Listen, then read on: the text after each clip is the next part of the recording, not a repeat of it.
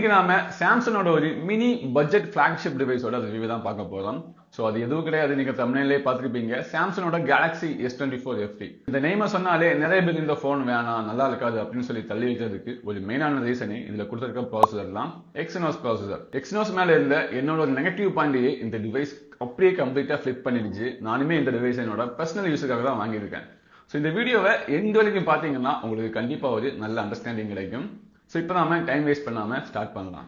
So முதல்ல நாம இதோட பாக்ஸ் கண்டென்ட்டை பார்த்தோம்னா சாம்சங்கோட மினி யூஸ்வலா வர மினியான சின்ன பாக்ஸ் கொடுத்துருந்தாங்க. ஸோ அதுக்குள்ள நமக்கு ஒரு type C to type C சாம்சங்கோட கேபிள் இருந்துச்சு. அது கூட யூஷுவல் மேனுவல், அப்புறமா சிம் எஜெக்டர் டூல். இதை தவிர பாக்ஸுக்குள்ள எதுவுமே கிடையாது. நம்ம யூஸ்வலா வர பொருளை மிஸ் பண்றது அந்த சார்ஜர் தான். சார்ஜர் இது கூட வராது. ஸோ ஆனா எனக்கு சார்ஜர் கிடைச்சது, ஃப்ரீயாவே கிடைச்சது. நான் இதை பிளிப்கார்ட்ல இருந்து வாங்கல, நான் இதை மாலுக்குள்ள இருந்து சாம்சங் ஸ்டோர்ல இருந்து தான் வாங்கியிருந்தேன். ஸோ அங்கே ப்ரைஸ் அதிகமாக இருக்குமா அப்படின்னு கேட்டிங்கன்னா அப்படி கிடையாது. ரீசெண்டாக ஃப்ளிப்கார்ட்டில் பிக் பில்லியன் டே சேல் போயிட்டு இருந்துச்சு, எல்லாருக்குமே தெரிஞ்சிருக்கும். அந்த டைமில் இந்த ஃபோனோட ப்ரைஸிங் 30K கொடுத்துருந்தாங்க. ஸோ அந்த டைமில் தான் நான் சாம்சங் ஸ்டோரில் போய் இந்த ஃபோன் எப்படி இருக்குன்னு சொல்லி டெமோ ஃபோனை யூஸ் பண்ணி பார்க்கறதுக்காக, அதாவது எக்ஸ்பீரியன்ஸ் பண்ணி பார்க்கறதுக்காக தான் போனேன்.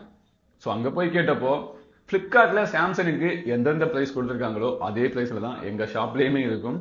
ஸோ கார்டு ஆஃபர்ஸ் எல்லாம் எங்கள் ஷாப்லேயுமே ஒர்க் ஆகும் அப்படின்னு சொல்லியிருந்தாங்க. அது சாம்சங்கோட அஃபிஷியல் அவுட்லெட் தான். ஸோ அதனால எனக்கு தோணுச்சு அங்கேருந்தே வாங்கலாமே, இதுக்காக நம்ம ஃப்ளிப்கார்ட் ஆர்டர் போட்டு வெயிட் பண்ணி எல்லாம் இருக்கணும் அப்படின்னு சொல்லி.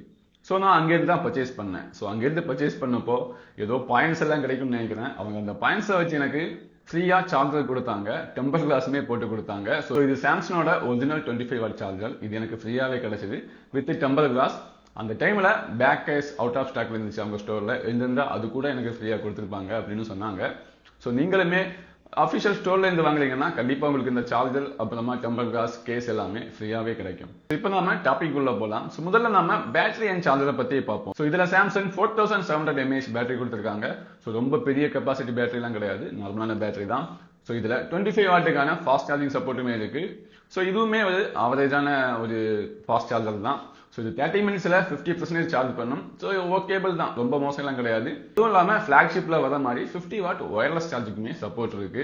இதோட பேட்டரி பேக்கப் எப்படி இருந்துச்சு அப்படின்னு கேட்டீங்கன்னா 0 to 100ல நீங்க ஒரு நார்மலான யூசேஜ் பண்றீங்க, ரொம்ப இன்டென்ஸா இல்லாம நார்மலான யூசேஜ் பண்றீங்கன்னா உங்களுக்கு கண்டிப்பா 8 ஹவர்க்கான ஸ்கிரீன் ஆன் டைம் கிடைக்கும். ஸோ இதுல பேட்டரியை ப்ரொடெக்ட் பண்றதுக்காக சாம்சங் சார்ஜிங் லிமிட் ஆப்ஷன் கொடுத்துருக்காங்க. இது ஆன் பண்ணி விட்டோம்னா நம்மளால 80 to 100 அதுக்குள்ள எந்த பர்சன்டேஜ்ல வேணாலும் நம்மளால சார்ஜிங்கை லிமிட் பண்ண முடியும். ஸோ அதுக்கு அந்த பாயிண்ட்ல அதுக்கு மேல சார்ஜ் ஆகாத மாதிரி நம்மளால செட் பண்ண முடியும். ஸோ இதை செட் பண்றதுனால என்ன பெனிஃபிட் இருக்குன்னா நம்ம பேட்டரியோட லைஃப் ஸ்பேன் இன்னுமே நல்லா இம்ப்ரூவ்மெண்ட் ஆகும். அவ்வளோ சீக்கிரமா நம்ம பேட்டரியோட லைஃப் ஸ்பேன் கம்மியாகாது. ஸோ நான் இப்படி தான் யூஸ் பண்ணிட்டு இருக்கேன் ஸ்டார்டிங்ல இருந்தே. ஸோ இந்த 80% சார்ஜ்ல நான் லிமிட் பண்ணி வச்சிருந்தாலுமே நார்மலான யூசேஜ்ல எனக்கு 6 ஹவர்ஸ் ஸ்கிரீன் ஆன் டைம் கண்டிப்பா கிடைச்சிட்டு தான் இருக்கு. ஸோ அப்புறமா இந்த போனோட பில்ட் அண்ட் டிசைனை பத்தி பார்த்தோம்னா இதுல அலுமினியம் ஃப்ரேம் கொடுத்துருக்காங்க. சைட்ல என்ஹேண்ட் ஃபீல் ரொம்ப ரொம்ப நல்லா இருக்கு. ஸோ இந்த போனை ப்ரொடெக்ட் பண்றதுக்காக முன்னாடியுமே கொரில்லா கிளாஸ் விக்டெக்ஸ் பிளஸ் கொடுத்துருக்காங்க, பின்னாடியுமே கொரில்லா கிளாஸ் விக்டெக்ஸ் பிளஸ் கொடுத்துருக்காங்க. ஸோ இதுல IP68 ரேட்டிங் கொடுத்துருக்காங்க. 1.5 மீட்டர்ல நம்மளால இந்த டிவைஸை 30 மினிட்ஸ் வரைக்குமே வாட்டருக்குள்ள ஹோல்ட் பண்ண முடியும்.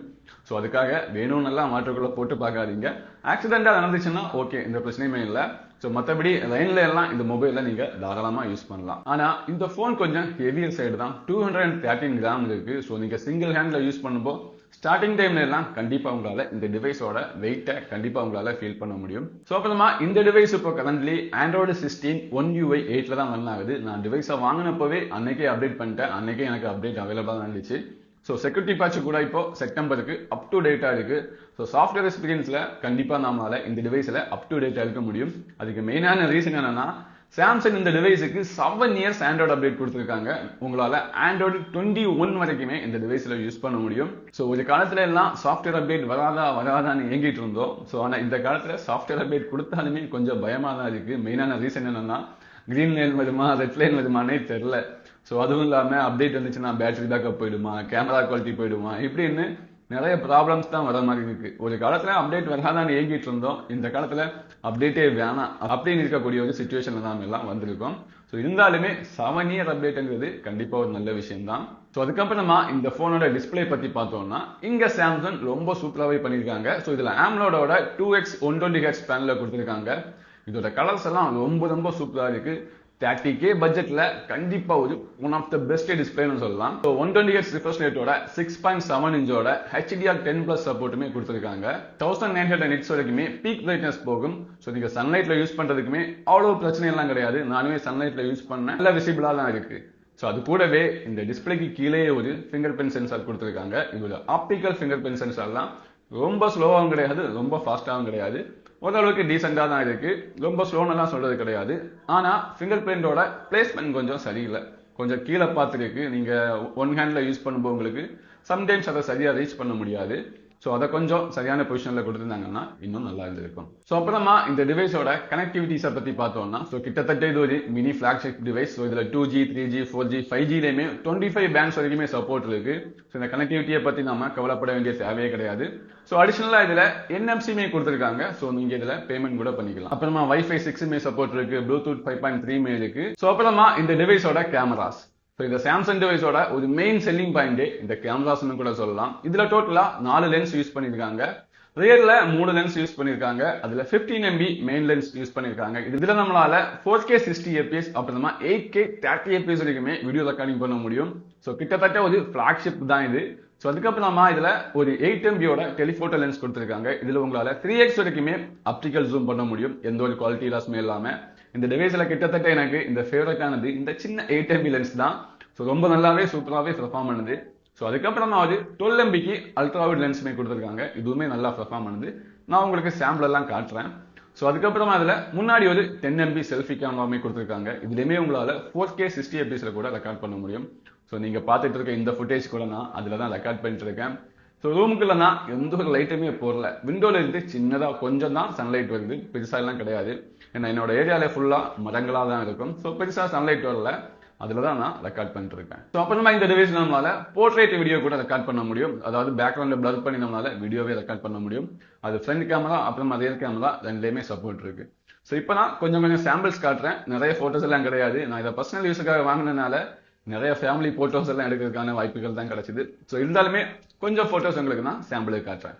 ஸோ இப்போ நாம இதோட மெயின் கேமரா பத்தி பார்த்தோம்னா, இது 15 MB லென்ஸ். இதை நாம மேனுவலா ஸ்விட்ச் பண்ணி தான் 15 MB எடுக்கணும். இல்லைன்னா டிஃபால்ட்டா 12 MB தான் போட்டோ ஷூட் ஆகும். ஸோ இதோட சாம்பிள்ஸை பார்த்தீங்கன்னா ரொம்ப சூப்பரா இருக்கு. நல்ல டீட்டெயில்ஸ் இருக்கு. நீங்க ஜூம் பண்ணாலுமே நல்ல ஒரு டீட்டெயில் உங்களுக்கு கிடைக்குது. ஸோ இந்த லென்ஸை யூஸ் பண்ணி தான் சன்செட்டுக்கு அப்புறமா, சன்செட் ஆகிற டைம் அப்புறமா சன்செட் அதுக்கு அப்புறமா கூட கொஞ்சம் போட்டோஸ் எடுத்திருந்தேன். ஸோ அதையுமே நான் இங்கே ஷேர் பண்ணுறேன் பாருங்க. எல்லாமே ரொம்ப நல்லா இருந்துச்சு. லைட்டிங் எல்லாமே ரொம்ப நல்லா கேப்சர் பண்ணிச்சு. லோ லைட்லேயுமே ஓரளவுக்கு நல்ல டீசெண்டாகவே இந்த கேமரா பெர்ஃபார்ம் பண்ணிச்சு. அதுக்கப்புறமா அதே மெயின் சென்சார்ல போர்ட்ரைட் ஷாட்ஸ் கூட ரொம்ப நல்லா இருந்துச்சு. பேக்ரவுண்ட் பிளர் எல்லாமே ரொம்ப நேச்சுரலாகவே பிளர் பண்ணிச்சு. இதே லென்ஸ்ல நான் ஒரு 4K 60 fps வீடியோவுமே ரெக்கார்ட் பண்ணியிருக்கேன். அதையுமே நான் இங்கே ப்ளே பண்ணி காட்டுறேன் பாருங்க. இப்போ நீங்கள் பார்க்குற ஃபுட்டேஜ் 4K 60 fpsல ரெக்கார்ட் பண்ணிட்டு இருக்கேன். ஸோ இந்த வீடியோவில் நம்மளால் 720p 30 fps அப்புறமா 1080p 4Kல நம்மளால் 60 fpsல ரெக்கார்ட் பண்ண முடியும். 8Kல மட்டும் 30 fpsல தான் ரெக்கார்ட் பண்ண முடியும். ஸோ ஆடியோ கூட இந்த டிவைஸோட மைக்ரோஃபோனில் தான் ரெக்கார்ட் ஆகிட்டு இருக்கு. ஸோ ஆடியோ குவாலிட்டியுமே எப்படி இருக்குங்கிறத பாருங்கள்.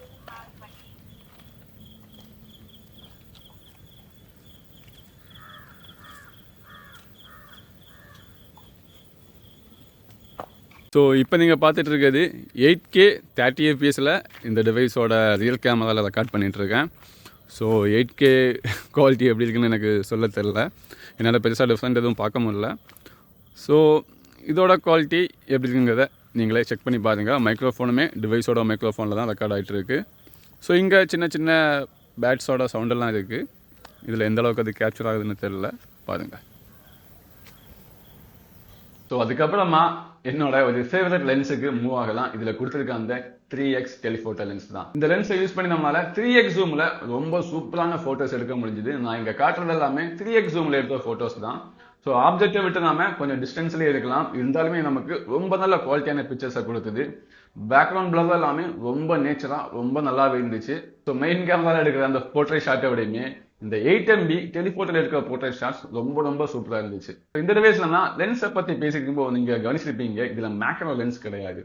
ஆனாலுமே இதுல மேக்ரோ லென்ஸ் இல்ல அப்படிங்கிற அந்த குறைய சால்வ் பண்றதுக்கு நாம இந்த டெலிஃபோட்டோ லென்ஸை யூஸ் பண்ணலாம். இந்த டெலிஃபோட்டோ லென்ஸை யூஸ் பண்ணி நம்மளால கிட்டத்தட்ட மேக்ரோ மாதிரி போட்டோஸ் எடுக்க முடியும். ரொம்ப க்ளோஸ் அப்ல போகணும் அப்படிங்கிற தேவை கூட கிடையாது. நம்ம 3x ஜூம்ல கொஞ்சம் நல்ல மேக்ரோ போட்டோஸ் கூட இதுல எடுக்க முடியும். நல்ல குவாலிட்டியாவும் இருந்துச்சு, கிட்டத்தட்ட மேக்ரோ லென்ஸ்ல எடுக்கிற அந்த ஃபீலுமே கொடுத்துச்சு. நான் உங்களுக்கு கொஞ்சம் சாம்பிள்ஸ் எல்லாமே காட்டுறேன், இங்க பாருங்க. அதே வேளையில இதே 3x லென்ஸ் யூஸ் பண்ணி நம்மளால வீடியோ ரெக்கார்டிங் கூட பண்ண முடியும். ஸோ அதுக்கப்புறமா 12 MB அல்ட்ரா வைட் லென்ஸ், இதுவுமே ரொம்ப ரொம்ப நல்லா இருந்துச்சு. ஸோ ஹியூமன் சப்ஜெக்ட் அல்ட்ரா வைட்ல எடுக்கிறது வரையுமே நேச்சர் சப்ஜெக்டில் எடுக்கிறதுக்கு ரொம்ப ரொம்ப நல்லா இருந்துச்சு. ஏன்னா இதுல கலர் ஷிஃப்டிங் பெருசா கிடையாது. நீங்க மெயின் கேமரால எடுக்கிற அந்த போட்டோ கூட கம்பேர் பண்ணி பாத்தீங்கன்னா இதுல எடுக்கிற இந்த அல்ட்ரா வைட் லென்ஸ்ல எடுக்கிற போட்டோஸ்க்குமே பெருசா கலர் டிஃபரன்ஸ் கிடையாது, ரொம்ப நல்லா இருந்துச்சு.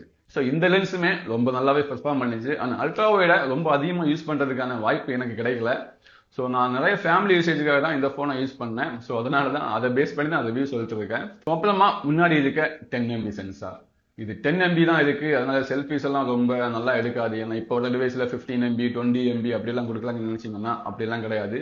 சென்சார் தான் மேட்டர்ஸ். ஸோ இந்த 10 MB ஃப்ரண்ட் கேமரால எடுக்கிற போட்டோஸ் கூட ரொம்ப நல்லா டீட்டெயிலாவே இருந்துச்சு. போர்ட்ரேட் ஷாட் கூட ரொம்ப நல்லாவே பேக்ரவுண்ட் பிளர் பண்ணிச்சு. ஸோ நீங்க இப்ப பார்த்துட்டு இருக்க இந்த வீடியோ கூட முன்னாடி இருக்க அந்த 10 MB தான் ரெக்கார்ட் பண்ணிட்டு இருக்கேன். ஸோ கிட்டத்தட்ட எந்த ஒரு லைட்டிங்குமே கிடையாது, ரூம்ல எந்த ஒரு லைட்டுமே கிடையாது. சின்ன ஒரு சன்லைட்ல தான் நான் ரெக்கார்ட் பண்ணிட்டு இருக்கேன். வீடியோ குவாலிட்டியுமே ரொம்ப ரொம்ப நல்லா இருந்துச்சு. நான் அவுட்டோர்ல ரெக்கார்ட் பண்ண ஒரு சின்ன வீடியோவுமே இதில் அட்டாச் பண்ணேன். ஸோ இப்போ நீங்கள் பார்த்துட்டு இருக்க வீடியோ 4K 60 fps இந்த டிவைஸோட ஃப்ரண்ட் கேமராவில் ரெக்கார்ட் பண்ணுது. ஸோ இந்த டிவைஸோட மைக்ரோஃபோனில் தான் ஆடியோவுமே ரெக்கார்ட் ஆகிட்டு இருக்கு. ஸோ ஆடியோ குவாலிட்டியுமே எப்படிங்கிறத பாருங்கள். ஸோ இந்த ஏரியாவில் சன்லைட்டெல்லாம் கிடையாது அதிகமாக. இப்போ வீடியோ ரெக்கார்ட் பண்ணிட்டு இருக்க டைம் ஒரு 3 PM கிட்ட வரும். சன்லைட் அதிகமாக கிடையாது. இல்லாததுக்கு ரீசன் நீங்கள் பார்த்தாலே தெரியும், ஃபுல்லாக மரமாக தான் இருக்கும். இந்த ஏரியா ஃபுல்லாக கவராக இருக்கும். ஸோ ஒரு நார்மலான லைட்டிங் கண்டிஷனில் வீடியோ குவாலிட்டி எப்படிங்கன்னு பாருங்கள். ஸோ இப்போ நீங்கள் பார்த்துட்டு இருக்கிறது போர்ட்ரேட்டில் எடுக்கிற வீடியோ தான். இது 4K 30 fps ரெக்கார்ட் ஆகிட்டு இருக்குது. ஸோ இதில் இந்த போர்ட்ரேட் மோடில் ஒரு லிமிடேஷன் இருக்குது. நம்மளால் முன்னாடி கேமரா இருந்தாலும் சரி, பின்னாடி கேமரா இருந்தாலும் சரி 30 fps மட்டும்தான் ரெக்கார்ட் பண்ண முடியும். ஸோ நான் இப்போ டிவைஸோட ஆடியோவில் தான் பேசிகிட்டு இருக்கேன். ஸோ எந்த அளவுக்கு ஆடியோ குவாலிட்டி இருக்குங்கிறதையுமே செக் பண்ணி பாருங்கள். ஸோ இப்போ எல்லாருமே கேமராஸை பற்றி பார்த்துருப்பீங்க. கண்டிப்பாக 30K பட்ஜெட்டில் இது ஒரு ட்ரூ ஃப்ளாக்ஷிப் கேமரா தான், ரொம்ப நல்லாவே பெர்ஃபார்ம் பண்ணிச்சு. ஸோ எல்லாமே பாசிட்டிவாகவே சொல்கிறேன். ஏதாவது நெகட்டிவ் நான் நோட்டீஸ் பண்ணேன்னு கேட்டிங்கன்னா எஸ், நானுமே ஒரு சில நெகட்டிவ்ஸ் நோட்டீஸ் பண்ணேன். ஸோ அது என்ன நெகட்டிவ்ஸ்னா, லோ லைட்டில் நம்மளால் ஆர்டிஃபேக்ட்ஸை பார்க்க முடியும். இந்த நம்ம லோ லைட்டில் ஃபோட்டோஸ் எடுக்கிறோம்னா, ஃப்ளாஷ் எதுவும் போடாமல் ஃபோட்டோஸ் எடுக்கிறோம்னா டாட்டாக ஆர்டிஃபேக்ட்ஸ் எல்லாம் பார்க்க முடிஞ்சுது. ஸோ அது இந்த மெயின் கேமராவில் மட்டும் கிடையாது, டெலிஃபோட்டோ லென்ஸ்லையுமே இருந்துச்சு. டெலிஃபோட்டோ லென்ஸில் இன்னும் நல்லாவே நோட்டீஸ் பண்ண முடியும் லோ லைட்டில் நீங்கள் ஃபோட்டோ எடுக்கிறீங்கன்னா. ஸோ அதை நான் எக்ஸாம்பிளுக்கு இந்த வீடியோவில் பீச் ஷாட்ஸ் காட்டியிருப்பேன், அதாவது சன்செட் போனதுக்கு அப்புறமா. ஸோ அதே பிளேஸில் அதே லைட்டிங் சுச்சுவேஷனில் தான் டெலிஃபோட்டோ லென்ஸ் யூஸ் பண்ணி கூட சில ஃபேமிலி ஃபோட்டோஸ் எல்லாம் எடுத்திருந்தேன். அதுலேயே என்னால் ஆர்டிஃபேக்டாக நோட்டீஸ் பண்ண முடிஞ்சுது, ரொம்ப நல்லாவே நோட்டீஸ் பண்ண முடிஞ்சுது. குவாலிட்டியுமே நல்லா லாஸில் இருக்குது. ஸோ லோ லைட்டில் இந்த மாதிரி சின்ன இஷ்யூஸ் இருக்குது. ஸோ அதுக்கப்புறமா போர்ட்ரேட் வீடியோ எடுக்கிறீங்கன்னா அதில் உங்களால் 30 fps மட்டும்தான் எடுக்க முடியும். நான் அதுலேயுமே சொல்லியிருப்பேன், முன்னாடி கேமரா வந்தாலும் சரி, பின்னாடி கேமரா வந்தாலும் சரி 30 fps தான் எடுக்க முடியும்.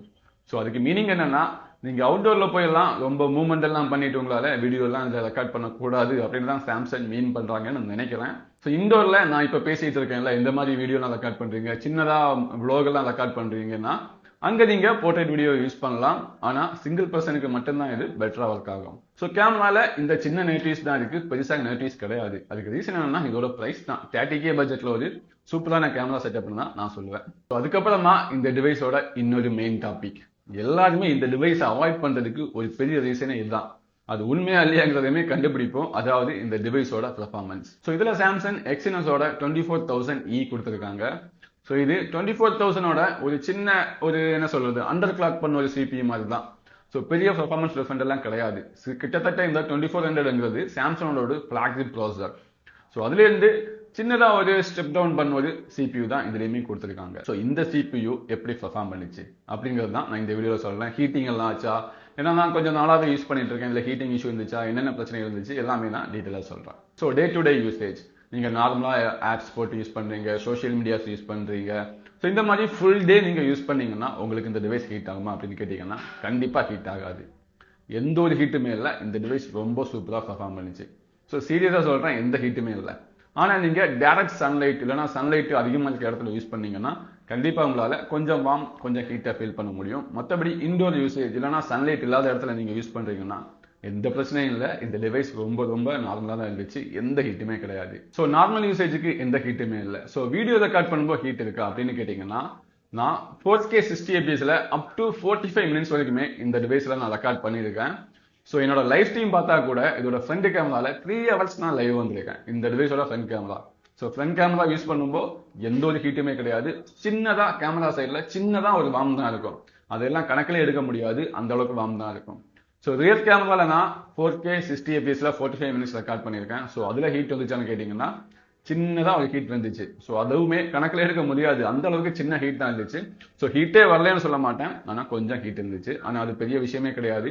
இங்கே ஸ்னாப்டிராகன் சிப்ஸ் யூஸ் பண்ணால் கூட 4K 60 fps ரெக்கார்ட் பண்ணீங்கன்னா அந்த அளவுக்கு ஹீட் எல்லாம் நிறைய டிவைஸில் உங்களால் நோட்டீஸ் பண்ண முடியும். ஸோ அப்புறமா எல்லாரும் ஆவலாக எதிர்பார்த்துட்டு இருக்க gaming performance.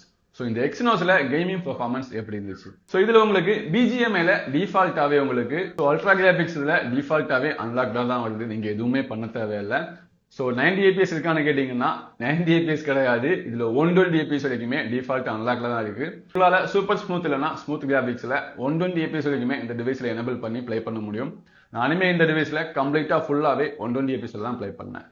So 120 APS play பண்ணும்போது என்னோட எக்ஸ்பீரியன்ஸ் எப்படி இருந்துச்சு அப்படின்னு கேட்டீங்கன்னா, நார்மல் மூட்ல நீங்க பிளே பண்ணீங்கன்னா, அதாவது இதுலயுமே ஒரு சைட் பார் கொடுத்துருக்காங்க. அதுல பாத்தீங்கன்னா பெருசா யூசபிள் ஃபீச்சர்ஸ் கிடையாது.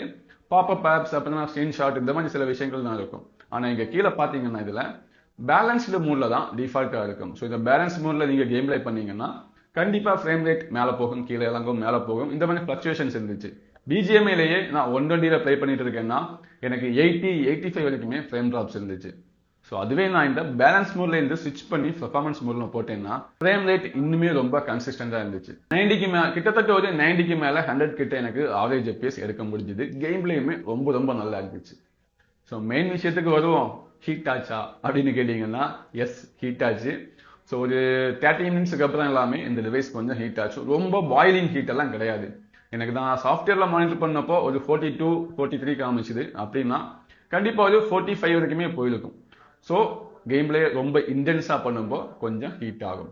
ரொம்ப ஷார்ட் டைம்ல நீங்க அதாவது டிடிஎம் பிளே பண்றீங்க, இல்லைனா ஸ்னைப்பர் மூட் இந்த மாதிரி சின்ன சின்ன மூட்ஸ் எல்லாம் பிளே பண்றீங்கன்னா அந்த அளவுக்கு எல்லாம் ஹீட் ஆகாது.